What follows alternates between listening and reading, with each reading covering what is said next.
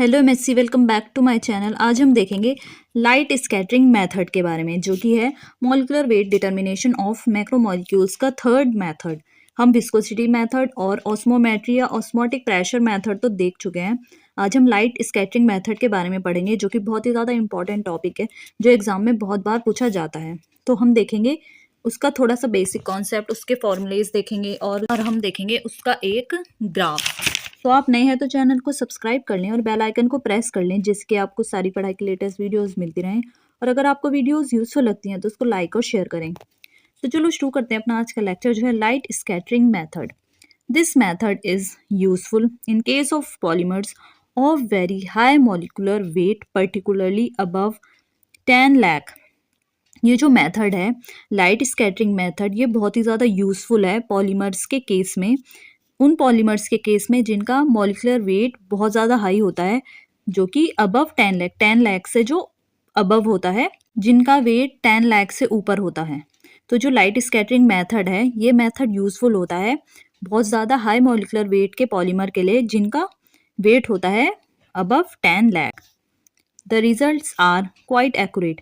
इनके जो रिजल्ट्स होते हैं वो एक्यूरेट होते हैं, क्वाइट एक्यूरेट होते हैं। This method is based on the scattering of light by a colloidal solution, that is Tyndall effect।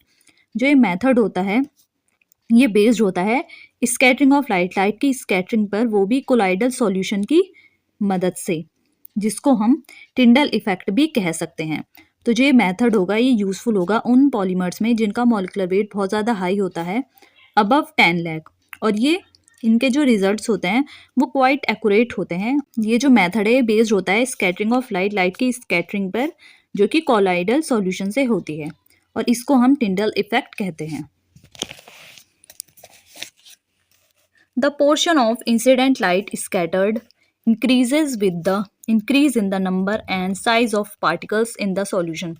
जो पोर्शन होता है इंसिडेंट लाइट का, स्कैटर्ड इंसिडेंट लाइट का, वो इंक्रीज होता है जब हम इंक्रीज करते हैं नंबर या साइज पार्टिकल के उस सॉल्यूशन में। जो पोर्शन होता है स्कैटर्ड इंसिडेंट लाइट का, वो इंक्रीज कर जाता है जब हम इंक्रीज करते हैं पार्टिकल के नंबर और साइज को सॉल्यूशन में। The intensity of transmitted light I is given by. जो इंटेंसिटी है ट्रांसमिटेड लाइट आई की, वो ऐसे दी जाती है।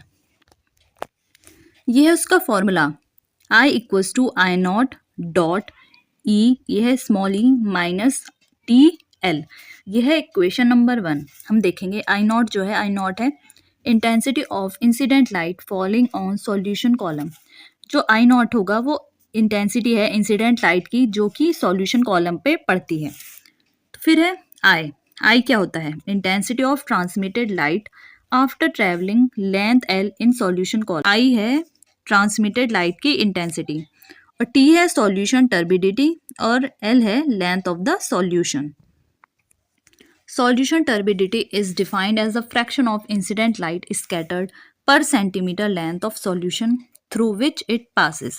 जो solution turbidity होती है उसको हम ऐसे डिफाइन कर सकते हैं कि वो फ्रैक्शन होता है इंसिडेंट लाइट का पर सेंटीमीटर लेंथ, सॉल्यूशन की पर सेंटीमीटर लेंथ के थ्रू विच इट पास है, जिसके थ्रू वो पास होती है। सॉल्यूशन टर्बिडिटी को हम ऐसे डिफाइन कर सकते हैं कि वो स्कैटर्ड इंसिडेंट लाइट का फ्रैक्शन है पर centimetre length of a solution, जो कि इसके थ्रू वो पास होती है।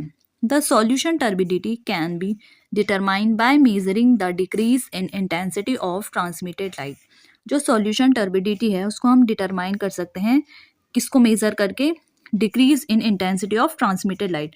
जो ट्रांसमिटेड लाइट की इंटेंसिटी है कि उसमें कितना डिक्रीज हुआ है, हम सॉल्यूशन टर्बिडिटी को डिटरमाइन कर सकते हैं ट्रांसमिटेड लाइट की इंटेंसिटी से, उसको मेजर करके कि उसमें कितना डिक्रीज हुआ है।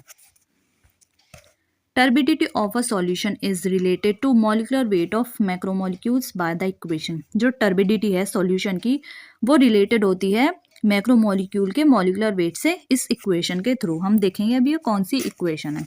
ये है T equals to H C M, जहां से एच सी अपॉन टी आ जाएगा 1/m। ये हम मानेंगे equation number 2, where T equals to solution turbidity. जहाँ पे जो T होता है वो होता है solution turbidity, m equals to molecular weight of macromolecules. जो m है वो है मॉलिकुलर वेट मैक्रोमोलिक्यूल्स का। c है कंसंट्रेशन ऑफ सॉल्यूशन, c हो जो होगा वो होगा सॉल्यूशन की कंसंट्रेशन। और h equals to constant, h है constant, its value depends on the wavelength of light use. h एक कांस्टेंट है, h जो है वो कांस्टेंट है जिसकी वैल्यू डिपेंड करती है कि कितनी वेवलेंथ लाइट की यूज की गई है। कांस्टेंट h को हम ऐसे भी डिफाइन कर सकते हैं, ये है उसका फॉर्मूला। आप ये स्किप भी कर सकते हैं, ये कोई इतना यूजफुल नहीं है, आप ये यहाँ तक लिखिएगा।